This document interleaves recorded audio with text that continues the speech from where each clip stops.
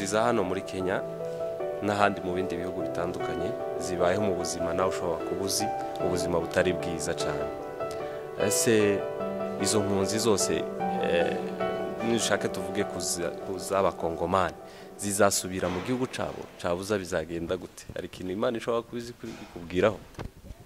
Igihe cy'impunzi kirari cyaranabayeho gifite n'igihe kizarangira. Cyane cyane impunzi za hano kuko niho nabaye cyane dusenga Imana itubwira uburyo tugomba kuba hano twahazanywe n'ubushake bw'Imana.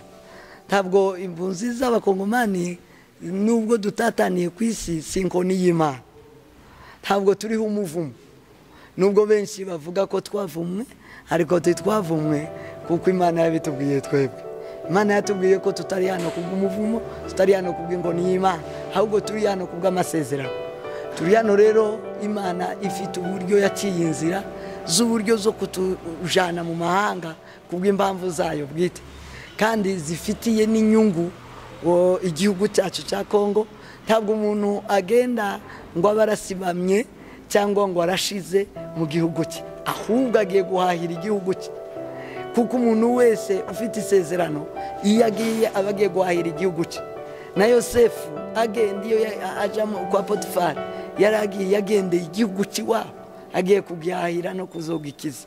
Aja muri Egiputa ntabwo yagiye avumwe, ahubwo yagiye mu nzira y'Imana kugira ngo Imana isoze amasezerano, itabare igihugu cyabo, atabare bene se, atabare se.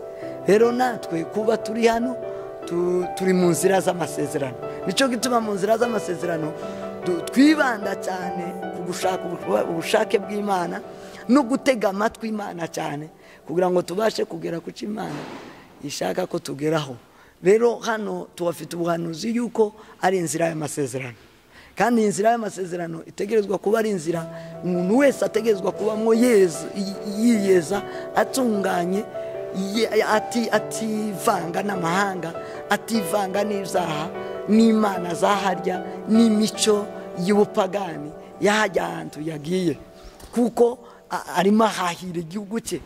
Hari impamvu Imana yamuzanye muri icyo gihugu naho imujanye.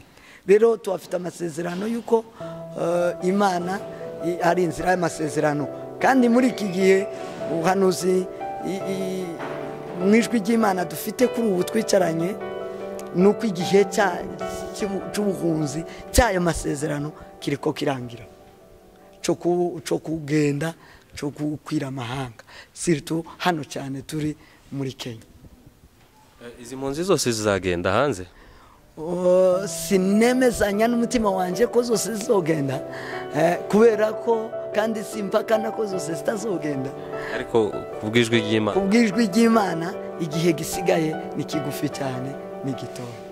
Hari abashobora kuba batazagenda bagatura inahangaha cyabuza bagasubira mu mayira cyane. Hari rwose ndemera hari Imana yatubwiye ko kino gihugu hari abagezagituramo bakazakigumamo, bakaza bataha ariko bakorera hano. Hari igihe cyaba kizwi ko hazagenda abantu benshi cyane ku buryo umubare uzaba uri? Yego, Imana yagiye ibitubwira kenshi, yakazitubwira ngo aya mezi ndayafunguye abantu baragenda ari benshi. Yarabikoze, twarabibonye. Hari igihe yatubwiraga hari dokima cyangwa se hari ibyangombwa wagombaga kuba ufite, hakaba igihe kimwe dusenga Imana ikatubwira ngo ntibazareba bijanye n'icyangombwa kubera ko nkinguriye abantu bakabajana batakwije ibyangombwa bimwe byasabwaga. Rero icyo bihe bibaho, Imana izibivuga, sibye ko n'ubu nyine dufite abantu, dufite ijambo ry'Imana cyangwa isezerano rivuga ko Imana ifite gukingurira abantu benshi muri uno mwaka.